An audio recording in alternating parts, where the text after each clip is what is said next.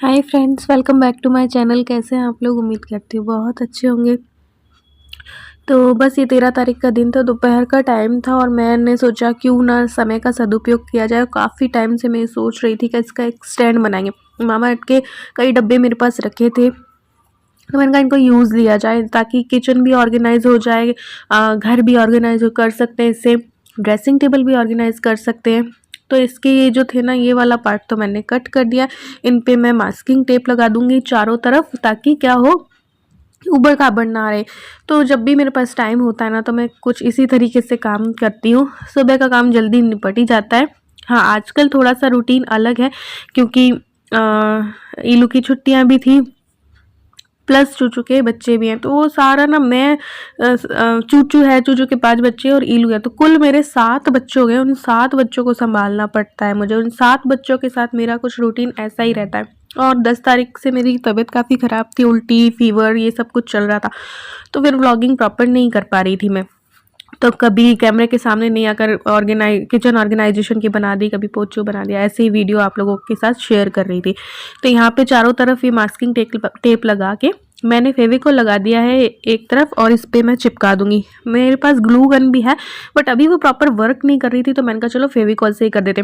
फिर इसके ऊपर बाहर थोड़ा सा वजन रख दो ना, और साथ ही मास्किंग टेप और लगा दो, तो फिर इजीली चिपक जाता है। तो मुझे इसका बनाना था 3 लेयर का। मैंने पहले 4 लेयर का सोचा था, अब मैंने सोचा 3 लेयर का ही बना लेते हैं स्टैंड। तो ये किचन ऑर्गेनाइजेशन में भी काम आएगा, और उसकी वीडियोस भी बनती रहती हैं मेरी, कि नॉन मॉड्यूलर किचन को कैसे ऑर्गेनाइज किए करें। साथ ही मेरे ड्रेसिंग टेबल ऑर्गेनाइजेशन में भी ये काम आ सकता है। रूम को कुछ भी ऑर्गेनाइज करना हो तो ये काम आएगा ही आएगा, इसलिए। और साथ ही मेरे पास रखा था एक वॉलपेपर, जो कि मैं बहुत काम ले चुकी हूँ। जैसे 149 का एक रोल था उस टाइम पे, जब मैंने लिया था लास्ट ईयर, तो वही मैं इस पे चिपका दूंगी। जिससे कि मैंने डब्बे भी बनाए, मैंने टेबल भी बनाई, मैंने दीवार पे भी लगाया, बहुत काम लिया है मैंने उसे। तो इस तरीके से मैंने मास्किंग टेप से और पक्का कर दिया इसे, ताकि इसका फेविकॉल इस पर चिपक जाए, हिले डुले नहीं। तो ऐसे करके दोनों साइड लगा दिया। फिर ये स्टैंड तो तैयार हो चुका है, बस अब इसे डेकोरेट करना है। आपके पास वॉलपेपर नहीं हो तो आप कोई गिफ्ट पेपर लगा सकते हो, आपके पास कोई पुराना कपड़ा हो वो चिपका सकते हो, तो वैसे भी आपका बन जाएगा। मेरे पास ये था तो मैंने ये लगा दिया है। तो इस तरीके से आज के दोपहर के टाइम को मैंने यूज़ लिया। फिर शाम मैंने सोचा था कि कफ्तान बनाऊंगी, जो कि एक बेकार या पुराने शॉल से मैंने बनाया था। तो वो वीडियो मैं आप लोगों के साथ शेयर कर चुकी हूँ। बहुत ही इजीली बन जाता है। अभी मैंने बहुत सारे कपड़े रख रखे हैं, तो वो मैं अपने लिए भी बनाऊंगी, क्योंकि बाहर के जो मैंने कफ्तान लिए वो उस टाइप के ही हैं। तो मैंने सोचा क्यों ना घर पे ही फिर बना लिया जाए। मैं अपने लिए जो कफ्तान बनाऊंगी, इसमें डोरी वगैरह भी लगाऊंगी, तो वो भी कुछ शेयर कर दूंगी। तो इस तरीके से मैंने स्टैंड बना लिया है। इसके बाद मैंने किचन ऑर्गेनाइजेशन की भी वीडियो बनाई, जो कि मैं बाद में आप लोगों के साथ शेयर करूंगी। और फिर जब मेरे पास शाम का टाइम था, तो फिर मैंने कफ्तान बना लिया ईलू के लिए। मुझे इन सब चीज़ों का शौक है, बस वही कभी टाइम मिल पाता है, कभी नहीं मिल पाता है, कभी आलस आ जाता है। तो और साथ ही साथ इतने साथ साथ बच्चे संभालना आसान काम नहीं है। उनकी जो मम्मी है, ये जो चूचू है, चूचू तो आजकल उनको छोड़ के चली जाती है, ना ही प्रॉपर दूध देती है, ना ही कुछ। तो वो जो भी रोते हैं या जो भी करते हैं, वो मेरे ही साथ ही सब कुछ चलता रहता है। तो उनको संभालना, ईलू को संभालना, घर संभालना, पति संभालना, वीडियोस बनाना बहुत मुश्किल काम है, लेकिन इजीली कर लेते हैं।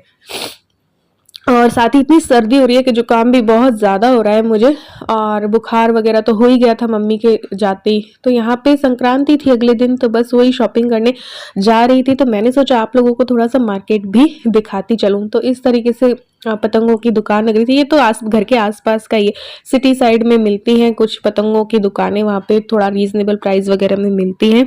तो जो भी पतंगबाज होते हैं, जिनको भी उड़ाने का शौक होता है, तो काफ़ी शॉपिंग करते हैं। साथ ही साथ दान की चीज़ें, लेन देन की भी सारी शॉप्स लगी होती हैं। साथ ही साथ ये जो तिल का दान होता है, तो गजक वगैरह की जो दुकानें होती है, उन पे भी भीड़ रहती है। घेवर फीनी वाली दुकानों पे भी भीड़ रहती है।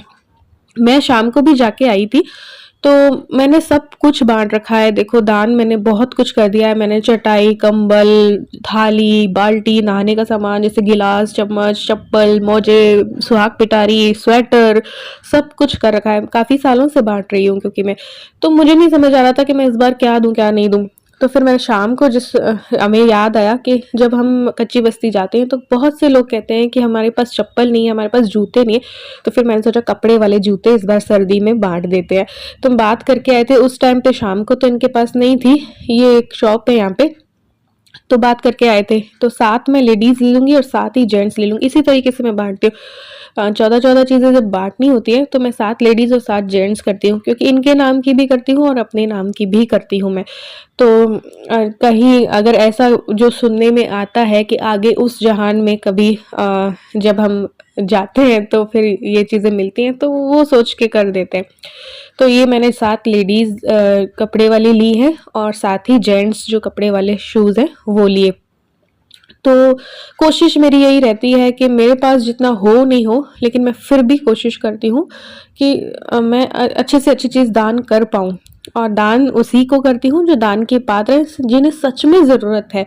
अपने ही घर के लोगों को तो देखो सबके पास सब कुछ होता है, तो क्यों ना ऐसे लोगों को दिया जाए जिनको ज़रूरत होती है। तो हमेशा दान में ऐसे ही लोगों को करती हूँ। तो ये जेंट्स जूते इस टाइप के हैं, ये 7 जोड़ी लिए और साथ ही लेडीज़ लिए। तो तबीयत तो खराब थी, उठने करने की भी मेरी हिम्मत नहीं थी, लेकिन जब ये चीज़ें होती है तो फिर मैं अपने आप को उठा ही लेती हूँ। और ये फिर खरीद के आए हम, 9 साढ़े 9 का टाइम होगा, ये लिए उन्होंने, क्योंकि भैया ने बोला था 10 बजे 10:30 तक खुली रहेगी शॉप। तो बस वो डाली गाड़ी की डिक्की में। फिर हमने थोड़ा सा केसर फीनी ली के दूध के साथ लेंगे। तिल दान करना था तो रेवड़ी वगैरह ले ली, वरना तो मैं तिल के लड्डू वगैरह घर पे बना लेती हूँ, लेकिन इस बार बनाने का कुछ भी नहीं था क्योंकि तबीयत काफ़ी ख़राब थी। फिर भी काम मैं करती रहती हूँ, ऐसा नहीं है, लेकिन क्योंकि अभी मैंने 2 चीज़ें और कर ली थी। वो स्टैंड बना लिया था दोपहर को और मैंने कफ्तान भी बना लिया था, तो उसमें भी देखो मेहनत लगती है। फिर मैं थक गई तो फिर मुझसे हुआ नहीं, तो मेरे हस्बैंड ने बोला कि खाना अपन बाहर ही खा लेंगे। और हमारा क्या था कि हमने लेट ही खाया था खाना, तो फिर हमने सोचा कि चलो हल्का फुल्का खाएंगे। तो एक एक टिकिया खा लेंगे और भेल वगैरह खा लेंगे। पहले तो हमने वड़ा सांभर का सोचा था कि यहाँ पे घर के पास वाले उससे खा लेते हैं गरम गरम सर्दियों में। फिर यहाँ पे वड़ा नहीं था, इडली थी और इलू को खाना था वड़ा। तो फिर हमने सोचा चलो आगे जाते हैं और कुछ और टिकिया खा लेते हैं गरम गरम। तो छोले टिकिया एक एक खाई, जो कि 30-30 रुपए की आई थी। और साथ में फिर भेल खा ली। 30 रुपए की भेल आती है एक जगह पे, तो बस 40-40 में हम पर पर्सन हमारा डिनर हो गया, क्योंकि भूख उतनी नहीं थी हमें। तो यहाँ पे गुप्ता जी चाट भंडार है, जो काफ़ी सालों से ये टिकिया का जो है ठेला लगाते हैं। और मैं जब शादी होके आई थी तब मेरे हस्बैंड खिलाते थे कि इनकी बहुत टेस्टी होती है। तो फिर ऐसे करके, और अब इन्होंने इतना कमा लिया है कि इन्होंने अपना एक होटल सा भी खोल लिया है, मेट्रो स्टेशन है ना वहाँ पे। तो ये टिकिया ली हमने, ये खाया। फिर यहाँ पे आसपास एक झगड़ा हो गया था 2 गुटों में, तो फिर आगे गए जल्दी जल्दी। फिर हमने भेल खाई और ऐसे करके फिर घर जाना था। और मूली वगैरह ली, क्योंकि सब्जियां भी खत्म हो गई थी, तो मूली ली, क्योंकि मूली का भी दान होता है, खिचड़ी और मूली का भी। तो दान तो 15 तारीख को करना था, बट चीज़ें तो फिर हमने ले ही ली थी। तो बस यहाँ पे ये किया, टिकिया खाई, फिर भेल खाई हम लोगों ने।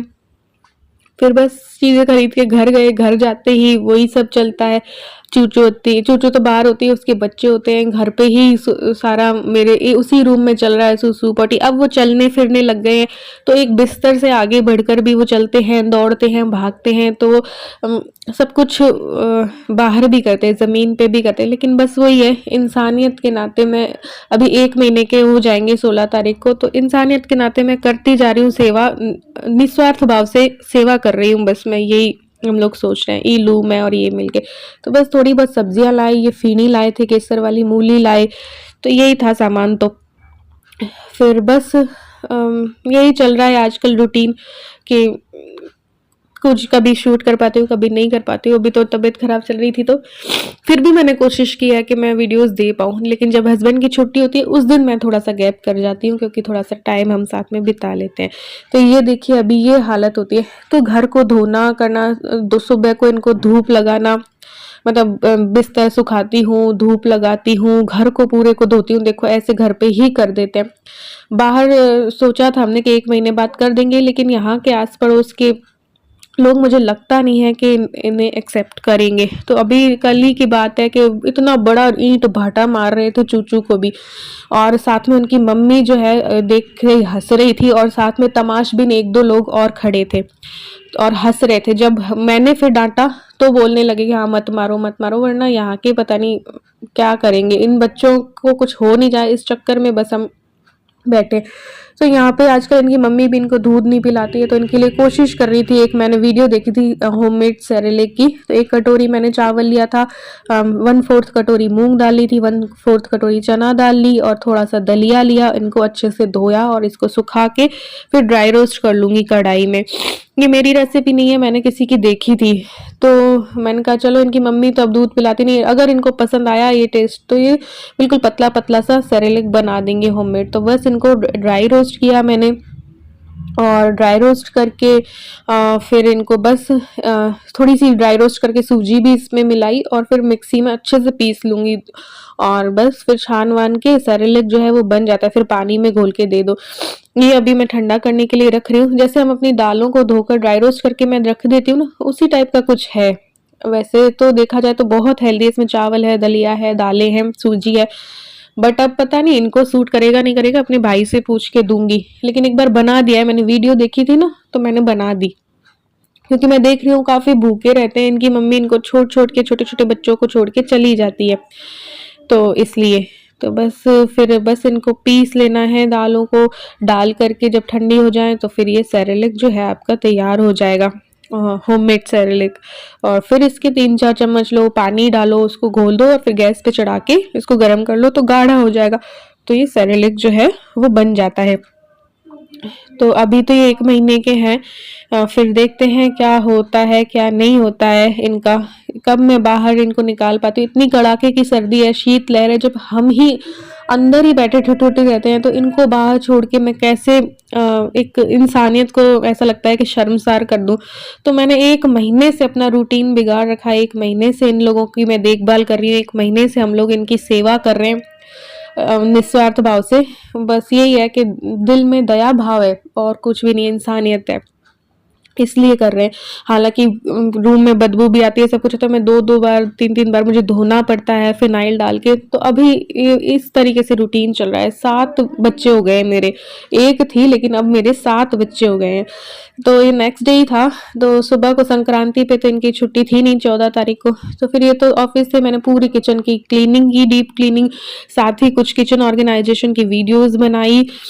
और फिर शाम ये आए थे तो फिर मैंने दाल वाल भिगो रखी थी, तो दाल वगैरह के बड़े वगैरह बना दिए। तो ये वीडियो आपको कल मिल जाएगी किचन ऑर्गेनाइजेशन की।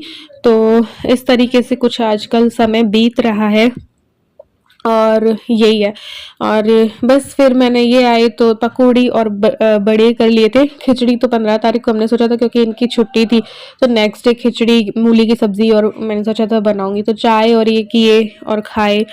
शाम को इनको जाना नहीं था, ऐसे करके फिर इलू ने बोला पापा मुझे भी पतंग उड़ानी है, तो पतंग लेके आए, क्योंकि इनको बिल्कुल भी शौक नहीं है पतंग ये उड़ाने का, और इनको फिर आती भी नहीं। क्योंकि शौक होता है तब तो इंसान करता है वो चीज़, और जब शौक ही ना हो तो नहीं करता है तो फिर वो आती भी नहीं है। तो इल्लू जिद्दी करती है तो वो ले आती है। तो कड़ियाँ बांधनी भी, हम लोगों को कड़ी बांध तो लेते हैं, कड़ी कहते हैं, कड़ियाँ कहते हैं, तो प्रॉपर सही से नहीं आती। यूट्यूब वीडियो देखकर ये कर रहे थे लेकिन फिर भी नहीं हो रही थी। फिर इन्होंने मुझे पकड़ा दी कि तुम करो। तो मेरी तो ऐसे ही चल रही थी, सर्दी भी बहुत थी, तबीयत भी ऐसे ही चल रही थी, तो बस वो कोशिश की मैंने भी। क्या कर रही हो? तो मैं जो नहीं आता वो काम मैं कर रही हूँ। पता है, एक चीज है बताऊं, मैं इनसे कह रही थी कि हर पत्नी को, अधिकतर हर पत्नी को ना ये सौभाग्य प्राप्त होता है कि वो अपने पति उसका पतंग उड़ाए और वो उसकी लटाई पकड़े। और मुझे ये सौभाग्य प्राप्त नहीं है क्योंकि इनको पतंग उड़ानी नहीं है। पापा बिगिनर भी नहीं है।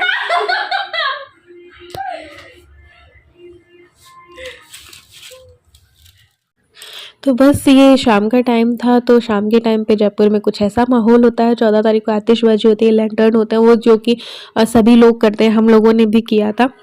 और आज के व्लॉग में कुछ सीखने को भी मिल गया, देखने को भी मिल गया होगा, क्योंकि मैंने स्टैंड बनाया, मैंने कप्तान वाला आपसे पहले ही वीडियो शेयर कर लिया।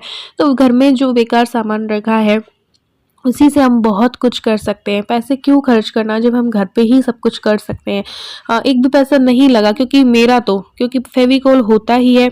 आप जैसे वॉलपेपर ना हो तो फिर आप कोई पुराना कपड़ा लगा सकते हो, तो बिना खर्चा किए भी हम बहुत अपने घर को ऑर्गेनाइज़ कर सकते हैं। किचन ऑर्गेनाइज़ेशन की वीडियो कल आप लोगों तक आ जाएगी। अब चलिए देखते हैं आतिशबाजी।